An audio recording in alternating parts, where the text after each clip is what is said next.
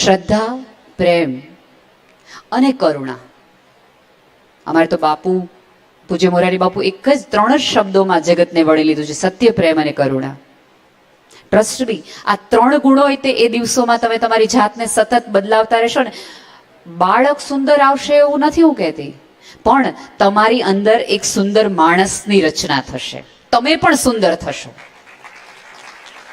Change માત્ર તમારી સાઈઝમાં નહીં, તમારા માઇન્ડમાં પણ લાવો, તમારા વિચારમાં. લોકો એવું કહેવું જોઈએ કે પહેલા એ બહુ બડબડાટ કરતી હતી, હવે શાંત થઈ ગઈ છે. પહેલા એ બહુ જામકાતી હતી. તમારી કામવાળી સાથે વાત કરો તો પણ એક રુજુતાથી વાત કરો. તમારા આજુબાજુ કુટુંબ સગાવાલાઓને બધાને કહો. અને અમુક પ્રોબ્લેમ એ હશે કે તમે અવોઇડ નહીં કરી શકો, જેમાં તમારે મને જવું જ પડશે. એ પાર્ટીઝ હોય કે કોઈનો પ્રસંગ હોય કે કોઈની વિધિ હોય કે કોઈનું મરણ થઈ ગયું હોય, ત્યાં તમે એવું કહી શકશો, હું પ્રેગ્નેન્ટ છું, મારા બાળકને હું એક પણ પ્રકારની નેગેટિવિટી આપવા નથી માંગતી. જવું પડશે તમે, કારણ કે ત્યારે તમે કુટુંબની દીકરાની વહુ હશો, કોઈ પણ તમારે સંબંધ સાચવવાનો હશે. ત્યારે તમારા બાળકને મૃત્યુ શીખવો, નિરર્થકતા શીખવો જીવનની. આ જગતમાં તમામ સદગુણો છે, માણસનું ઇન્ટરપ્રિટેશન દુર્ગુણોનું છે. પૃથ્વી પર જે પણ સર્જવામાં આવ્યું છે એ સુંદર અને અદ્ભુત જ છે. માણસે પોતાની ગોબાચાળીથી એને કુરૂપ બનાવી દીધું છે. આ જગતમાં તમે એવા એરટાઇટ કન્ટેનરમાં 9 મહિના ન રહી શકો કે તમારી આજુબાજુ કશું જ આવે નહીં. લોકોને બહુ પ્રેમથી કહેવાનું રાખો. તમારી કામવાળી બે છે, ઓલા બેન છે ને આમ કરતા હતા, હશે હવે જેવડું છે એનું મગજ, એનું તમે એને બંધ નહીં કરી શકો ગોસિપ કરતા. પણ તમારા જવાબ, પોઝિટિવ જવાબથી તમારા બાળકને તમે એમ કહેવડાવી શકશો કે જગત આટલું ખરાબ અને કુરૂપ છે, પણ બેટા આપણે આવું નથી કરવાનું. અને આઈ એમ શ્યોર તમારી આજુબાજુની ઘણી બધી લોકો, ઘણા બધા એવા વાતો હશે કે એ સમયે તમે ફ્રી હશો, આરામ હશે, એટલે દરેકને એમ થાય હું તારી વાત તો કરવા આવું. એવું તો છે નહીં કે આપણે ભગવદ્ ગીતાના શ્લોકો કહેશે, ગાય સંભળાવશે. તને ખબર છે હમણાં તે દિવસે અહીં પાછળમાં ગયા હતા ને તો વટોળા ફોલતા હતા ને તો પછી આ બધું ઓલું વાત કરતા હતા. આપણને એમાંથી કોઈ નથી ખબર, બધાને બધી ખબર છે. ત્યારે તમને પહેલી રીતે તો આપણને ચટપટી થાય કે હે પછી શું થયું તું થાય, પણ ત્યારે તમે હો ને એવો જવાબ નહીં, પણ તમારે તમારા જે બાળકને બનાવવું છે ને એવો જવાબ આપે. હશે હવે ભૂલ તો માણસથી જ થાય ને, આપણે એમાં નહીં પડવાનું. ન મજા આવે ન વાત કરીએ, ચાલે. લોકોના મોં અને તમારા કાન બંધ નહીં થાય, તમારા મગજના વિચારો ચોક્કસ બદલાશે. Change in your attitude. તમારું જગતને, જીવનને, સંબંધને જોવાનું પરસેપ્શન બદલાવો. આ આખી યાત્રા છે એ હું આઈ એમ શ્યોર કે તમને શારીરિક નહીં પણ માનસિક રીતે સુંદર બનાવવાની વાત છે. બેને વાત કરીને એસક્યુ એટલે સ્પિરિચ્યુઅલ કૌશન, પણ એક સોશિયલ કૌશન પણ આવે છે. એસક્યુ એ પણ છે. અને જે લાગણી, જે સંબંધ, જે બુદ્ધિ સમાજ સાથે નથી જોડાયેલી એની વિકૃતિ છે, એ વિકૃતિ છે. એ લોકો સુંદર નહીં, સારું નહીં, સ્વસ્થ બાળક તમને મળે એની માટેના પ્રયાસ કરી રહ્યા છે. અને સ્વસ્થ શરીરનો હોય, મન પણ હોય અને આત્મા હોય. આત્માની ગતિ તો એ બાળક પોતે નક્કી કરી શકે. મારીને તમારી ઓકાત બહારની વાત છે નહીં શીખવવાની. કૃષ્ણ ભગવદ્ ગીતા આખી કીધા પછી અર્જુનને એમ કહેતો હોય કે હવે તને ગમે એ તું કર. તો એટલી સ્વતંત્રતા તમારે તમારા બાળકને આવતા દિવસોમાં આપવાની છે. અને બીજું સૌથી મહત્વનો પ્રશ્ન છે, પતિ પત્નીએ દરેકને પૂછવું છે કે તમારે બાળક જોઈએ છે શું કામ? શું કામ? મેણા ટોણા નથી સાંભળવા એટલે? તમારું વૃદ્ધત્વ ખરાબ ન જાય એટલે? તમારું ઇન્વેસ્ટમેન્ટ છે કોઈ?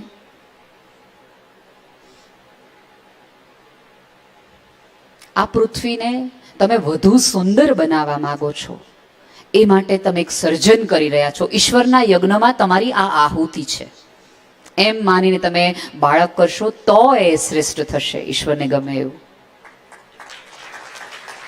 બાકી નહીં થાય. તમે જો ઘણા અત્યારના છોકરા છોકરીઓ પોતાના મા બાપને બહુ જ પ્રેમથી કહી દે છે કે તમારી 100 વખતની ઈચ્છા હતી એટલે તમે અમને પેદા કર્યા છે. શું કામ? કારણ કે આપણે કમાન્ડ એવા આપીએ, તને ખબર નથી તારા પપ્પા કેટલા હેરાન થયા, તને ખબર નથી મને કેટલી તકલીફ થઈ તારી ડિલિવરી વખતે, આટલું કર્યું ને ત્યારે તો મોટો થયો, હવે અત્યારે તો વાયડો થાત. એટલે બાળકને સમજાઈ જાય છે કે ઈચ્છાથી નથી થયેલું, આપણે આ પૃથ્વી પર એમને જરૂર હતા એટલે લાવ્યા છે. અને બેને કીધું ને એમ કે દિવસે દિવસે વધુ ને વધુ સ્માર્ટ પેઢી આવતી જાય છે, અને સાચા અર્થમાં સ્માર્ટ પેઢી આવી જાય.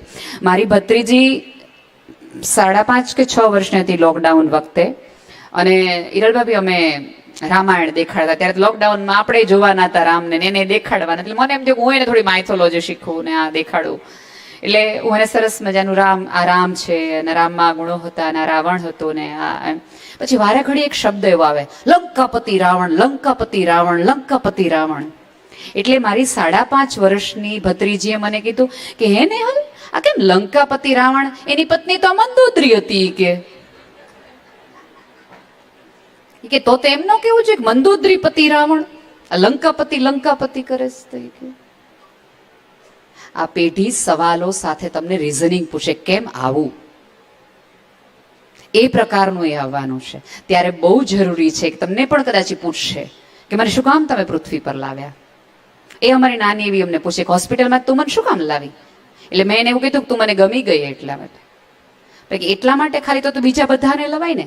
પછી મારે જવાબ હવે રેડી બનાવવા પડશે, એને કહેવું પડશે કે હું ઈચ્છતી હતી કે તું સરસ મજાની એવી કલાકાર બન, તું સરસ મજાની એવી વાતોડી બન, તું સરસ મજાની શિક્ષક બન, કે જેથી તું કેટલા બધા ગરીબ બાળકોને ભણાવી શકે. ટ્રસ્ટ મી, જે દિવસે તમારા સંતાનને એવી કરશે કે મારા મા બાપના પર્સનલ ઈચ્છાઓથી પર થઈને એને બાળકનું સર્જન કર્યું છે, ત્યારે એને તમારામાં શ્રદ્ધા વધશે, તમારી જવાબદારી આજીવન લેવા તૈયાર થશે. બહુ ઈઝી છે સાચે. તમે આ પુસ્તક વાંચશો ને, એક એક પેજ ફેરવતા જશો ને તો તમને સમજાઈ જશે કે જે તમને બોજ લાગતો હતો, જે તમારી ઊંઘ ન આવવાનું કારણ બનતું હતું, એ તો કેટલું ઈઝી છે. પછી દરેક વસ્તુ તમારા સોજા ચડવા, તમારા મૂડ સ્વિંગ, તમારી તકલીફો, તમારા સારા ખરાબના કારણો તમને મળી જશે. જે પ્રશ્નો માટે તમારે કેટલા બધા લોકોને પૂછવું પડતું હતું, એનો સરસ રીતે. અને એ તો કેટલું સારું કહેવાય યાર કે 1700-700 ગ્રંથો વાંચવાના, આ કરવાનું. અને તમને એ ખબર છે કે આપણે ત્યાં આ ઋષિ મુનિઓએ આકાશમાં આ ઋચાઓ જોઈ છે. આ લખાયેલા શાસ્ત્રો નથી, ઉપરથી ઉતરેલા છે. યજ્ઞોમાં એમણે આકાશમાં આ બધું લખેલું જોયું અને પછી આવેલા શાસ્ત્રો છે. એટલે ઈશ્વરે તમને મોકલેલા પત્રો છે કે તને બાળક આવું જોઈએ તો તું આમ કરશે. આ મારા અને તમારા કે આમના અહીંયા બેઠેલા કોઈના ઘરેથી, ઘરની ધોરાજીથી લખાયેલા ગ્રંથો નથી, ઈશ્વરે તમને લખેલા પ્રેમપત્રો છે. પણ હવે એવું છે, પત્રો વાંચવાની ટેવ વહી ગઈ ને આપણને. હવે ઉપરવાળો વોટ્સએપ કરે ને ગ્રુપ કોઈ બનાવે તો આપણે ઇનિશિયેટિવ લઈએ. એમણે એક બહુ સરસ આ ગ્રંથમાં એવું કીધું છે કે તમારા વોટ્સએપ ગ્રુપમાં તમે કેટલા બધા ગ્રુપમાં જોડાયેલા હશો, એ ગ્રુપમાં આટલું કહીને નીકળી જાઓ, લેફ્ટ થાવ.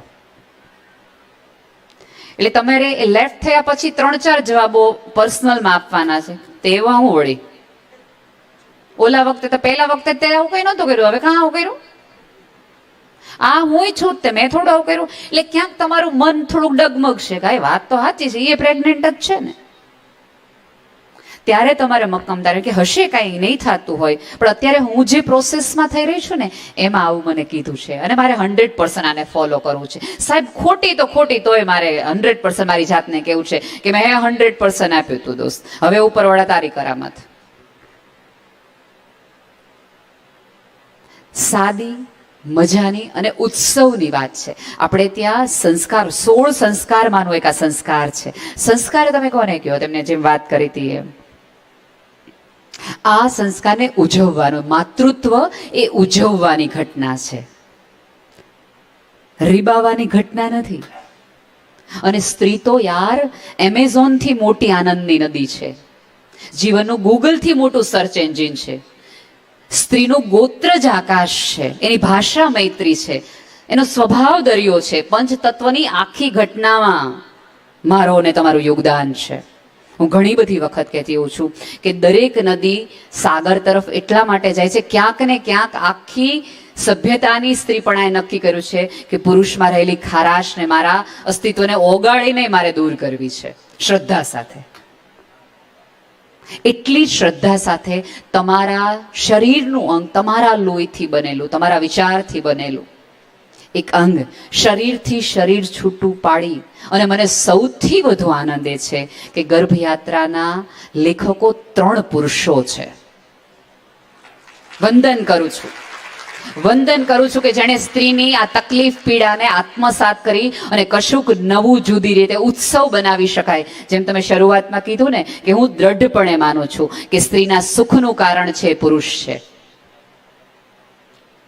એ પુસ્તક હોય કે પેઇનલેસ ડિલિવરી હોય,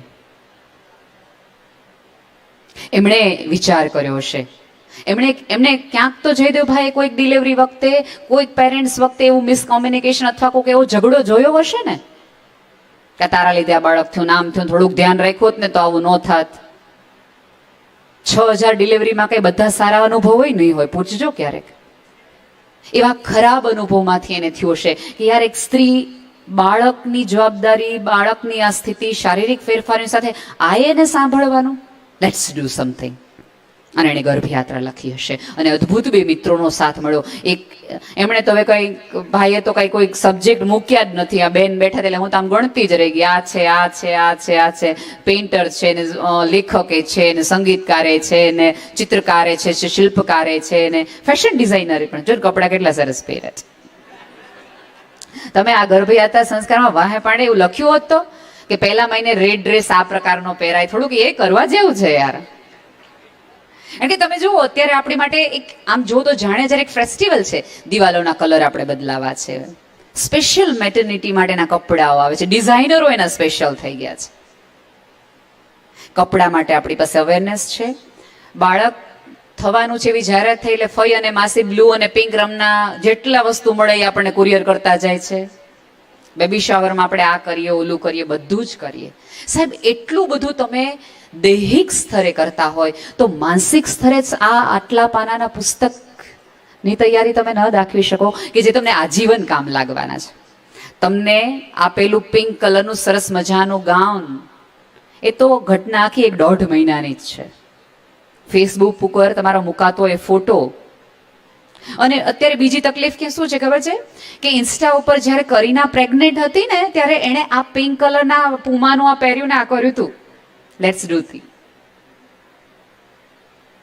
પુમા વાળાએ કરીનાને કરોડો રૂપિયા આપ્યા હતા એ પહેરવા માટે. આજે જ હું વિપુલભાઈ સાથે સવારે વાત કરતી, મેં કીધું માર્કેટિંગ ડિપાર્ટમેન્ટ તો એટલું જબરજસ્ત છે. તમે વિચાર તો કરો, કરીના છે નવાબની વાઇફ છે, મધ્યપ્રદેશની અડધી પ્રોપર્ટી એના નામે, એ કપાસિયા તેલ વાપરે એમ.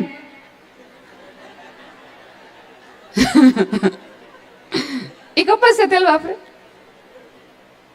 અને પૂરી તળતી દેખાય, ખાને મેં હેલ્ધી હૈ. અને એનો યુટ્યુબ નો વિડીયો છું ત્યારે એમ કે આપણને એમ કે ઓઇલલેસ ખાઓ, ઓઇલ બહુ નહીં ખાવાનું. જુઈ ચાવલા કે પરણીતી ત્યારે એના પતિને વાળ નહોતા, ઈ આપણને એમ કે કેશ કિંગ થી વાળ લાંબા થાય.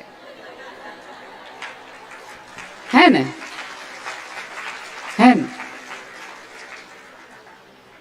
આપણે કોઈ પણ સોશિયલ મીડિયામાં આવતી સલાહને એટલી બધી સિરિયસલી લઈ લઈએ છીએ, એટલું સિરિયસલી આપણે આપણા ગ્રંથોને નથી લેતા. હું ટ્રસ્ટ મી કે આ ફોટો જો કરીનાનો આમ વાળો હોત ને તો આ પુસ્તક તરત ધડાધડ કરીનાએ કર્યું ભાઈ, કરીનાએ કર્યું. દિખતા હૈ વો બિકતા હૈ. એ યોગાસન કરવા માંડે, એ પગ આમથી આમ કરવા માંડે એટલે તમારે ઘરે નહીં કરવા માંડવાના. એને 6 જણા હોય હાથ આમથી આમ કરાવવા વાળા. એને ફોટો ભલે એકલાનો મૂક્યો હોય. ત્યારે તમારા ડોક્ટરને જ પૂછો. બેને કીધું ને કે ગૂગલ ને એની યુટ્યુબમાં જોવો. હું એવું નહીં કહું કે તમે આંધળા થઈ જાઓ, જોવો. પણ એ સવાલ લઈને ડોક્ટર પાસે જાય કે મારી શારીરિક ક્ષમતા, મારી પોસ્ટ ડિલિવરીની પાછળની મારી હિસ્ટ્રી, મારી ગાયનેક આ હિસ્ટ્રી અને મારા ટાઈમ ટેબલ અને મારા ઘરની સ્થિતિમાં તમને લાગે છે કે મારે આ કરવું જોઈએ? છેલ્લી વાત હું આ હોસ્પિટલના સ્ટાફની કહી દઉં. મેં એમને ત્યારે પણ કીધું હતું, હું જ્યારે મળી હતી ત્યારે, કે બહુ જ સુંદર સ્ટાફ છે, તમને સ્માઇલથી આકર્ષે. મેં એમને જયદુભાઈને એવું કીધું હતું કે તમે આ તો કરાવડાવો તે, પણ સાથે સાથે એવા સેમિનાર પણ કરાવો કે નર્સને, કેરટેકરને, એ ગાયનેકોલોજિસ્ટ આખા ડિપાર્ટમેન્ટને હેન્ડલ કરતો સ્ટાફ છે ને, એનું બિહેવિયર કેવું હોવું જોઈએ. મને પૂછતા ડર લાગે, બેન ઈ તો થાય હો, એવો પહેલા જવાબથી સ્ત્રી ડરી જાય કે હવે નથી કેવું. એની બદલે તમે જુઓ, એ કેટલી સરસ ને સાલસતાથી ને પ્રેમથી તમને પૂછે છે, કઈ થાય છે તમને? કઈ ન થતું હોય ને તો આપણે આટલું પ્રેમથી પૂછે ને, કહી દઈએ ઘરમાં શું થાય છે, પેટનું તો પછી કરશું. They are your friends. અને આ દિવસોમાં તમને નવા મિત્રો બનવાનો અવકાશ આ સમગ્ર હોસ્પિટલ પૂરી પાડી રહી છે. મિત્ર બનો, ડાઉટ કરનાર વ્યક્તિ ન બનો. તમારી પાસે ચોઇસ છે કે મૈત્રીની ભાષા બોલવી છે કે ડાઉટની. Ask yourself. આ પૃથ્વી પરનું શ્રેષ્ઠ સર્જન તમે કરવા જઈ રહ્યો છો. અરબીમાં એક કહેવત છે કે તમે જ્યારે પૃથ્વી પર આવો ને, ત્યારે આપણે એવું કહીએ કે બાળક ઈશ્વરથી છૂટું પડી રહ્યું છે એટલે રડે છે. અને એ વખતે હજી તો તમે એવું કહેવાય છે કે જ્યારે બહાર આવે છે ને પહેલું પગલું મૂકે ને, ત્યારે ઈશ્વર એને એક સેકન્ડ માટે પોઝ લઈ એના કાનમાં ફૂંક નાખે અને એવું કહે કે તું મારું આ પૃથ્વી પરનું શ્રેષ્ઠ સર્જન છો, તું મારું આ પૃથ્વી પરનું શ્રેષ્ઠ સર્જન છો. ઈશ્વરે કહીને મોકલી દીધા મને અને તમને. હવે આપણે પુરવાર કરવાનો છે ને રિટર્ન ટિકિટ વખતે કહેવાનું, દોસ્ત સાબિત કર્યું કે નહીં આપણે?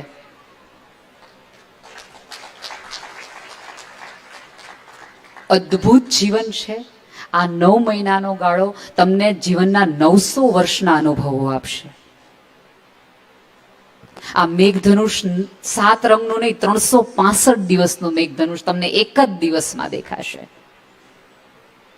સાહેબ, જે પેટ, જે કમર 28ની 26ની હતી, એ અચાનક 38ની થઈ જાય. ઓલા બેન હમણાં કીધું ને કે મારું વજન ત્યારે 90 કિલો નથી, ત્યારે મેં તરત જ મેઘનાબેનને કીધું, એમને પૂછો ને 90 કિલોમાંથી આટલા દુબળા પાછું કઈ રીતે થવાય? ગર્ભ સંસ્કાર તમને ચૈદુભાઈ શીખવી દે, ઓલું શીખવી દો ને હારોહાર. Can you imagine? આટલા એવા ગર્ભને સડનલી એક સ્ટ્રેચેબલ, તમારું રબર બેન્ડ હોય ને એને તમે એક હાથથી પોળો કરો ને તો એ તૂટી જાય. ટ્વિન્સ હોય, આટલું ક્યારેય અત્યાર સુધી જગતમાં સાંભળ્યું છે કે આમાં કઈ એવી તકલીફ થઈ હોય? જે જગ્યા તમારા શરીરમાં હોય એ અવકાશ, આમ પૃથ્વીના, મને તો બ્લેક હોલ થિયોરી જ આખી ગર્ભની થિયોરી લાગે, એબ્સોર્બ કરતી. બ્રહ્માંડ મારા, આપણે એવી ત્યાં કહેવતો છે ને, સરસ આપણે કથા છે ભાગવતમાં કે યશોદાજીએ કૃષ્ણના મોઢામાં બ્રહ્માંડ જોયું. ત્યારે મને એવું થાય કે જગતની તમામ સ્ત્રીના ગર્ભમાં એક બ્રહ્માંડ છે, એ સાથે લઈને ફરે છે. એનો વિસ્તર અત્યારે તો ફિઝિક્સ એવું કહે છે કે બ્રહ્માંડ વિસ્તરી રહ્યું છે. બ્રહ્માંડને વિસ્તરવાનો અનુભવ અને પ્રતીતિ સ્ત્રીના ગર્ભથી થવી જોઈએ કે જો આ ગર્ભ 9 મહિના મોટો થાય તો સદીઓથી ચાલતી પૃથ્વી શું કામ વિસ્તરિત ન થાય? અહીંયા બેઠેલા તમામ ગર્ભગુરુને હું એક સાયકોલોજીસ્ટની વાત કરીશ. યુવાનો હરારી છે.